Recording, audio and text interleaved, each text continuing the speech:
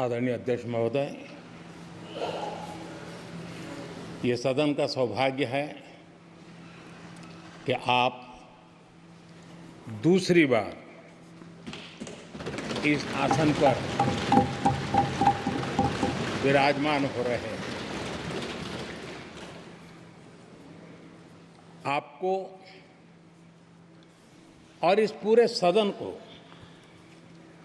मेरी तरफ से मैं बहुत बहुत बधाई देता हूं।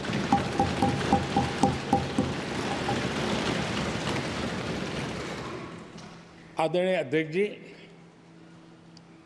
मेरी तरफ से आपको शुभकामनाएं हैं, लेकिन इस पूरे सदन की तरफ से भी आपको अनेक अनेक शुभकामनाएं। अमृत काल के इस महत्वपूर्ण कालखंड में दूसरी बार इस पद पर विराजमान होना बहुत बड़ा दायित्व आपको मिला है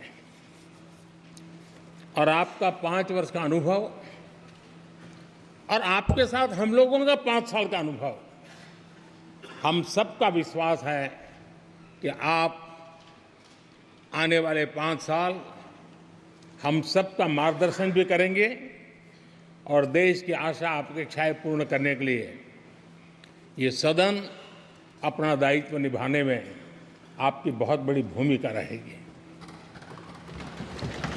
आदरणीय अध्यक्ष जी, हमारे शास्त्रों में कहा गया है कि विनम्र और व्यवहार कुशल व्यक्ति सफल सहज रूप से होता है और आपको तो उसके साथ साथ एक मीठी मीठी मुस्कान भी मिली हुई है। आपके चेहरे को ये मीठी मीठी मुस्कान पूरे सदन को भी प्रसन्न रखती है। मुझे विश्वास है आप हर कदम पर नए प्रतिमान, नए कीर्तिमान गढ़ते आए हैं। 18वीं लोकसभा में स्पीकर का कार्यभार दूसरी बार संभालना ये अपने आप में एक बड़ा नया रिकॉर्ड बनते हम देख रहे हैं। श्री बलराम जाखड़ जी वो पहले ऐसे अध्यक्ष थे जिन्होंने 5 साल कार्यकाल पूरा करके फिर दोबारा उनको स्पीकर बनने का अवसर मिला था। उसके बाद आप हैं जिन्हें 5 साल पूर्ण करने के बाद दोबारा इस पद पर आसीन होने का अवसर मिला। गत 20 साल का एक ऐसा कालखंड रहा है कि ज़्यादातर स्पीकर या तो उसके बाद चुनाव नहीं लड़े हैं या तो जीत करके नहीं आए हैं।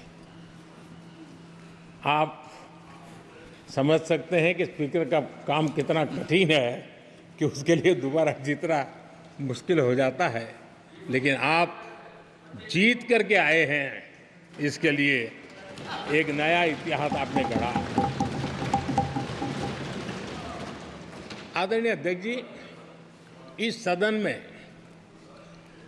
ज़्यादातर हमारे सभी माननीय सांसद आपसे परिचित हैं, आपके जीवन से भी परिचित है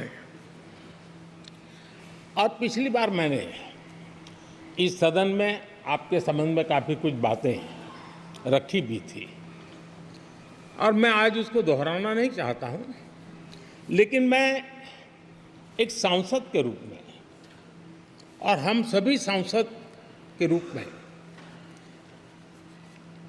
आप जिस प्रकार से एक सांसद के नाते काम करते हैं, ये भी जानने योग्य है और बहुत कुछ सीखने योग्य है। मुझे विश्वास है कि आपकी कार्यशैली एज ए सांसद भी हमारे जो फर्स्ट टाइमर सांसद हैं, हमारे युवा सांसद हैं, उनको जरूर प्रेरणा देगी। आपने अपने कार्यक्षेत्र में, संसदीय क्षेत्र में स्वस्थ मां और स्वस्थ शिशु एक कमिटमेंट के साथ जो अभियान चलाया है और सुपोषित मां, इस अभियान को आपने जिस प्रकार से अपने क्षेत्र में प्राथमिकता देकर के खुद को इन्वॉल्व करके किया है, वो वाकई प्रेरक है। आपने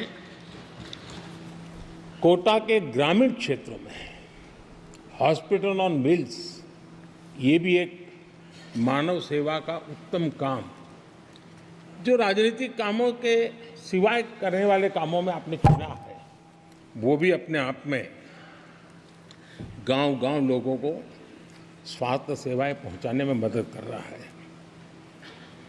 आप नियमित रूप से गरीबों को कपड़े, कंबल, मौसम के अनुसार छाता की जरूरत है छाता, जूते, ऐसी अनेक सुविधाएं समाज के आखिरी तबके के जो लोग हैं उनको खोज करके पहुंचाते हैं। खेलों में प्रोत्साहन देना आपके क्षेत्र के युवकों में, ये आपने एक प्राथमिकता के रूप से काम उठाया है।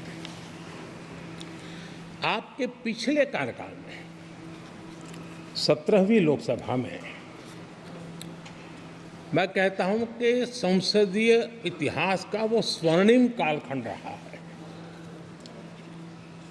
आपकी अध्यक्षता में संसद में जो ऐतिहासिक निर्णय हुए हैं, आपकी अध्यक्षता में सदन के माध्यम से जो सुधार हुए हैं, ये अपने आप में एक सदन की भी और आपकी भी विरासत है। और भविष्य में 70वीं लोकसभा के संबंध में जब विश्लेषण होंगे, उसके विषय में लिखा जाएगा, तो भारत के भविष्य को नई दिशा देने में आपकी अध्यक्षता वाली 70वीं लोकसभा की बहुत बड़ी भूमिका रही है।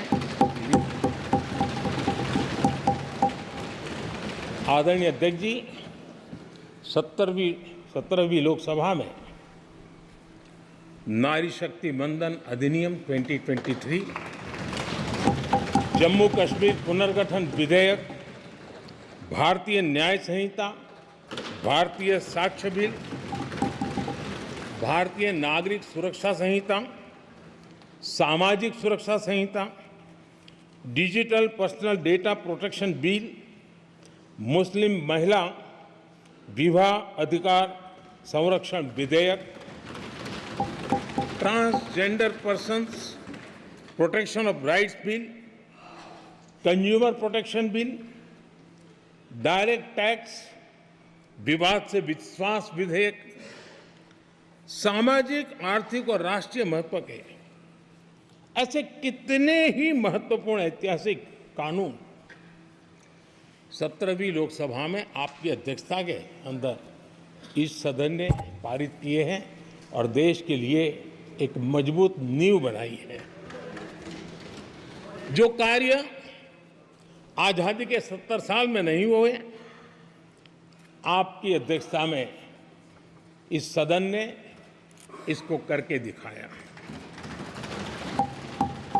आदरणीय अध्यक्ष जी, लोकतंत्र की लंबी यात्रा में कई पड़ाव आते हैं। कुछ अवसर ऐसे होते हैं जब हमें कीर्तिमान स्थापित करने का सौभाग्य मिलता है। 17वीं लोकसभा में उपलब्धियां, मुझे पूरा विश्वास है देश आज भी और भविष्य में उसका गौरव करेगा। आज देश अपनी आकांक्षाओं की पूर्ति के लिए भारत को आधुनिक बनाने की दिशा में जब हर तरह से प्रयास हो रहे हैं, मैं मानता हूं कि ये नया संसद भवन भी अमृतकाल के भविष्य को लिखने का काम करेगा और वो भी आपकी अध्यक्षता में। नए संसद भवन में हम सबका प्रवेश आपकी ही अध्यक्षता में हुआ और आपने संसदीय कार्यप्रणाली को प्रभावी और जिम्मेदार बनाने का कई महत्वपूर्ण फैसले लिए हैं और इसलिए लोकतंत्र को मजबूती देने में मदद मिली है। लोकसभा में हम पेपरलेस डिजिटल व्यवस्था से आज काम कर रहे हैं। पहली बार आपने सभी माननीय सांसदों को ब्रीफिंग के लिए एक व्यवस्था खड़ी की। इससे सभी माननीय सांसदों को भी आवश्यक रेफरेंस मटेरियल मिला। उसके कारण सदन की चर्चा अधिक पुष्ट हुई और ये आपका एक अच्छा इनिशिएटिव था जिसने सांसदों में भी विश्वास पैदा किया। हाँ, मैं भी कुछ कह सकता हूँ, मैं भी अपने तर्क दे सकता हूँ। तो एक आपने अच्छी व्यवस्था को विकसित किया है। आदरणीय अध्यक्ष जी, G20 भारत की सफलता के एक महत्वपूर्ण पृष्ठ है, लेकिन बहुत कम चर्चा हुई है, वो है P20। और आपके नेतृत्व में G20 देशों के जो पीठासीन अधिकारी हैं, स्पीकर्स हैं, उनका सम्मेलन आपकी अध्यक्षता में हुआ और अब तक P20 के जितने सम्मेलन हुए हैं उसमें ये ऐसा अवसर था कि दुनिया के सर्वाधिक देश आपके निमंत्रण पर भारत आए और बहुत ही उत्तम प्रकार के निर्णय उस समिट में हुए और उसने विश्व में भारत की लोकतंत्र की जो प्रतिष्ठा है उसको गौरव देने में बहुत बड़ा रोल अदा किया है। आदरणीय अध्यक्ष जी, ये हमारा भवन ये सिर्फ 4 दीवारें नहीं है। हमारा ये संसद 140 करोड़ देशवासियों की आशा का केंद्र है।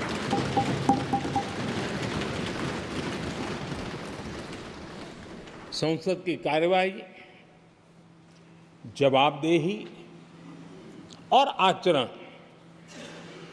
हमारे देशवासियों के मन में लोकतंत्र के प्रति जो उनकी निष्ठा है उसको और अधिक मजबूत बनाता है।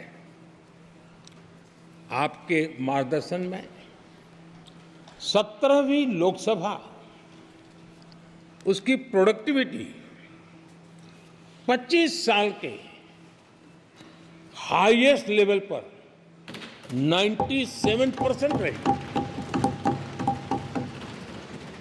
और इसके लिए सब माननीय सदस्य तो अभिनंदन के अधिकारी हैं, लेकिन आप विशेष अभिनंदन के अधिकारी हैं। कोरोना जैसे मुश्किल कालखंड में आपने हर सांसद से व्यक्तिगत फोन पर बात करके उनका हाल पूछा। कहीं किसी सांसद की बीमारी की खबर आई तो आपने सदन के अध्यक्ष के नाते व्यक्तिगत रूप से उसकी चिंता की और वो सभी दल के सांसदों से जब मुझे सुनने को मिलता था मुझे बड़ा गर्व होता था कि जैसे आप इस सदन के परिवार के मुखिया के रूप में उस कोरोना कालखंड में भी व्यक्तिगत चिंता करते थे। कोरोना काल में भी आपने सदन का काम रुकने नहीं दिया।